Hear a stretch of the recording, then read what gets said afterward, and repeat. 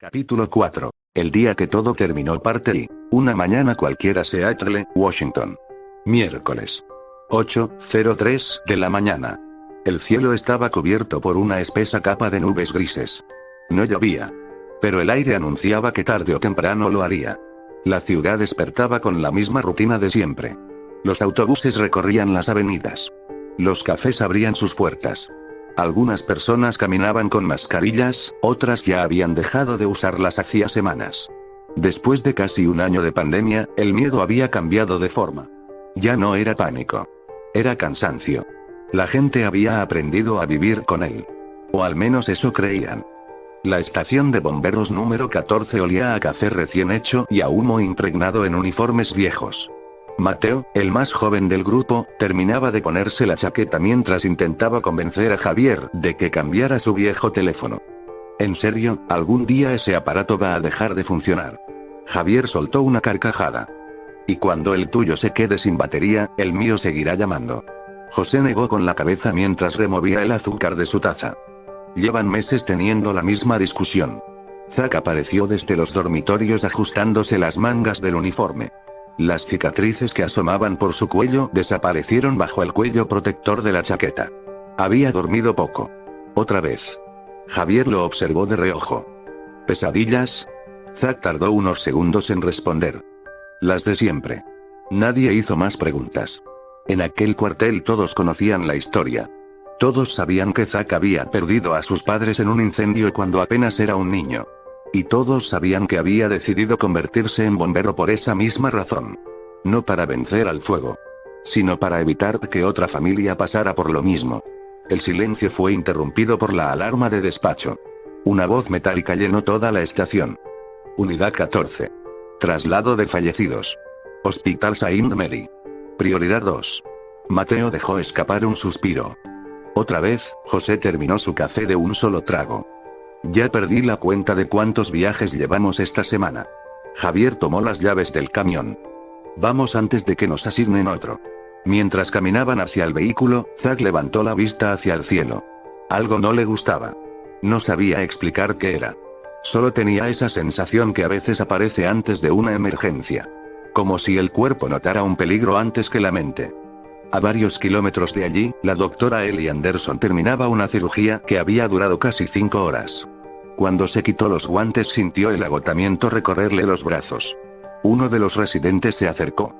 Doctora, trajeron otro paciente con síntomas respiratorios.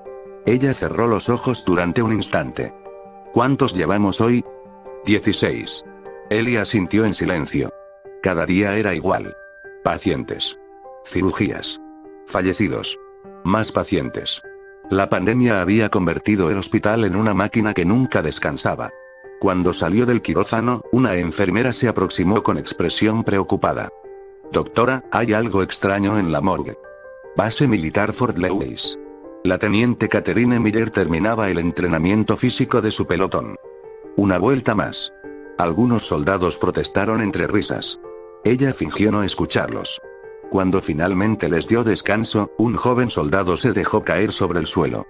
Teniente, ¿usted nunca se cansa? Kat sonrió apenas un instante. Claro que sí. La diferencia es que aprendí a no detenerme. El soldado sonrió. Eso sonó como algo que diría mi madre. Kat bajó la mirada. Durante un segundo recordó a la suya. Estricta. Exigente. Nunca era suficiente. Sacudió esos pensamientos justo cuando un vehículo militar se detuvo frente al grupo. Un capitán descendió rápidamente. Teniente Miller. Necesito que venga conmigo. Ahora mismo. El tono de voz bastó para borrar cualquier rastro de tranquilidad. A las afueras de Seattle, Emil ajustaba un panel solar sobre el techo de su casa. Duque, su pastor alemán, permanecía sentado observando el bosque. De pronto levantó las orejas. Gruñó. Emil miró en la misma dirección. No vio nada.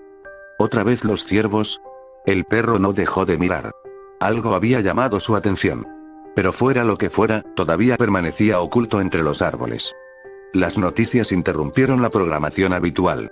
La presentadora apareció con gesto serio. En las últimas horas, varios hospitales del país han informado de incidentes relacionados con el manejo de personas fallecidas durante la pandemia. Las autoridades aseguran que se trata de errores administrativos y piden a la población mantener la calma. No existe evidencia de ningún riesgo sanitario adicional. La imagen cambió. Apareció un epidemiólogo frente a varias cámaras. El virus continúa siendo motivo de estudio. Aunque seguimos encontrando comportamientos inusuales en algunos pacientes, no existe ninguna prueba que indique cambios significativos en su comportamiento después del fallecimiento. La transmisión sufrió una breve interferencia. Solo un segundo. Luego continuó con normalidad. Nadie le dio importancia. Nadie, excepto Emil. Apagó lentamente el televisor. Miró a Duque. El perro seguía mirando hacia el bosque. Sin parpadear. Como si esperara que algo saliera de entre los árboles.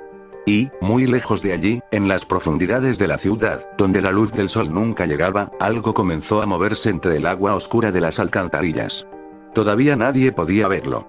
Todavía nadie sabía que existía. Pero la plaga, ya había empezado a despertar. El primer contacto 8:21 de la mañana. Hospital Saint Mary y el pasillo que conducía a la morgue estaba casi vacío. Solo se escuchaba el zumbido de las luces fluorescentes y el lejano pitido de los monitores cardíacos. La doctora Ellie Anderson caminaba junto a la enfermera Susan, una mujer que llevaba más de 20 años trabajando en el hospital. Era difícil verla nerviosa. Aquella mañana lo estaba. Explícame otra vez qué ocurrió. Susan respiró hondo. A las 8 en punto ingresaron 3 cuerpos provenientes del ala norte. 2 víctimas de la pandemia y un hombre que falleció por un infarto. Los revisamos, los identificamos y los colocamos en las cámaras frigoríficas. Todo normal. Y luego, 10 minutos después, uno de los asistentes vino para preparar un traslado, y una de las cámaras estaba vacía. Ellie frunció el ceño. ¿Vacía? Completamente. La doctora no respondió. Al llegar, el encargado de la morgue los esperaba junto a la puerta. Estaba pálido. Doctora, yo mismo cerré esa cámara. Lo juro. Ellie abrió lentamente el compartimiento. Estaba vacío. Solo quedaba la sábana blanca arrugada. Y unas pequeñas gotas de agua que descendían hasta el suelo. Como si algo hubiera salido caminando mientras el hielo de su cuerpo comenzaba a derretirse. Nadie dijo una palabra. 8:24 de la mañana. Calles de Seattle. El camión de bomberos avanzaba entre el tráfico. Mateo miraba distraídamente por la ventanilla. ¿No sienten que la ciudad está demasiado callada? José sonrió. Después de un año de pandemia, ya nada me parece raro. Javier conducía con una mano sobre el volante. Extraño cuando nuestras salidas eran incendios y gatos en los árboles. Todos rieron. Incluso Zack. Fue una risa breve. Pero sincera. Entonces la radio del camión emitió un fuerte chasquido. Unidad 14, ¿me reciben? La voz desapareció entre interferencias. Zack tomó el micrófono. Central, aquí Unidad 14. Repita el mensaje. Silencio. Solo estática. Después, la comunicación volvió. Ignoren la transmisión anterior. Continúen hacia el Hospital Saint Mary. Zack intercambió una mirada con Javier. Algo en la voz de la operadora había sonado extraño. Como si estuviera asustada. 8:26 de la mañana. Base Fort Lewis. Cat entró en la sala de operaciones. Varios oficiales observaban mapas y pantallas. Las conversaciones eran tensas. El capitán señaló un monitor. Hace 20 minutos recibimos reportes de disturbios en 3 hospitales. ¿Disturbios? Eso creemos. Todavía no está claro. Kat observó las imágenes. En una de las cámaras de seguridad se veía gente corriendo por un pasillo. La calidad era muy mala. No permitía distinguir qué estaba ocurriendo. ¿Qué necesitan de mi unidad? Que permanezcan preparados. Es posible que debamos apoyar a la policía. Kat asintió. Algo le decía que aquello era mucho más serio de lo que estaban admitiendo. 8:29 de la mañana. Afueras de Seattle. Emil seguía revisando las herramientas de su taller. La radio portátil transmitía noticias mientras clasificaba alimentos enlatados. Las autoridades reiteran que la situación está bajo control. Golpe. La señal se interrumpió. Se solicita evitar la zona del Hospital Saint Mary. Otra interferencia. Información sin confirmar habla de un posible ataque a personal sanitario. Emil dejó lentamente la caja que tenía en las manos. Miró el mapa que colgaba de la pared. Con un marcador rojo rodeó el hospital. Duque comenzó a gruñir. No hacia la carretera. No hacia el bosque. Miraba fijamente la boca de una alcantarilla junto al camino. Emil caminó hasta ella. ¿Qué pasa, chico? El perro retrocedió. Con el lomo erizado. Un olor insoportable escapaba desde el interior. Era una mezcla de agua estancada y carne en descomposición. Entonces escuchó algo. Un ruido muy suave. Como unas uñas rozando el cemento. Se arrodilló. Intentó mirar entre la oscuridad. No vio nada. Solo agua. Y sombras. Sacudió la cabeza. Debe ser una rata. Se dio la vuelta. Sin darse cuenta de que, unos metros más abajo, dos ojos completamente inmóviles acababan de abrirse en la oscuridad. 8:34 de la mañana. Hospital Saint Mary. Un celador llegó corriendo hasta la morgue. Le costaba respirar. Doctora. Lo encontramos. Él dio un paso adelante. ¿Dónde? En el ala de rehabilitación. Está caminando, pero, el hombre tragó saliva. Creo que está muerto. El silencio cayó sobre el pasillo. Nadie se rió. Nadie hizo un comentario. Porque todos vieron el rostro del celador. Y comprendieron que hablaba completamente en serio. Él tomó aire. Lléveme con él. Mientras salía de la morgue, la cámara frigorífica vacía quedó atrás. La puerta permanecía abierta. Y una gota de agua cayó lentamente al suelo. Plop. Aquel pequeño sonido pasó desapercibido para todos. Pero fue el último instante de calma que viviría el Hospital Saint Mary. Contención. 8:38 de la mañana. Hospital Saint Mary. El ala de rehabilitación estaba casi vacía. La mayoría de los pacientes habían sido trasladados días atrás debido a la pandemia. Solo permanecían algunos ancianos y personas en recuperación. Eli caminaba detrás del celador. Dos enfermeras los seguían. Nadie hablaba. Solo se escuchaba el sonido de sus zapatos sobre el piso encerrado. Al doblar un pasillo, el celador levantó una mano. «Está ahí». Eli miró.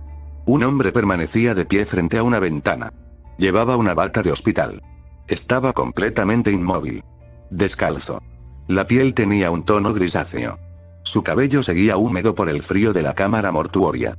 Era el paciente desaparecido. El mismo cuya muerte ella misma había certificado menos de una hora antes. Durante varios segundos nadie dijo una palabra. Eli sintió un escalofrío recorrerle la espalda. Su mente buscaba una explicación. Un error. Tal vez el diagnóstico. Tal vez una reacción desconocida. Cualquier cosa. Porque la única alternativa era imposible. La enfermera Susan dio un paso adelante. «Señor Collins, ¿puede oírme?» El hombre no respondió. Continuó mirando por la ventana.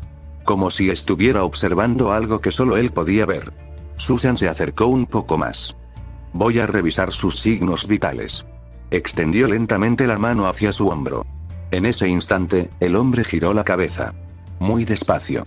Sus ojos estaban completamente abiertos. No había ira. No había rabia. Solo un vacío absoluto. Susan retrocedió instintivamente. «Doctora, algo no está bien». Eli sintió que el corazón comenzaba a latir con fuerza. «No se acerquen más». Pero ya era tarde. El paciente dio un paso. Después otro. Caminaba de manera torpe. Como si hubiera olvidado cómo mover su propio cuerpo. Llegó hasta una silla caída en el suelo. La observó durante unos segundos. Y la rodeó lentamente. Como si el cerebro todavía intentara recordar el camino más sencillo.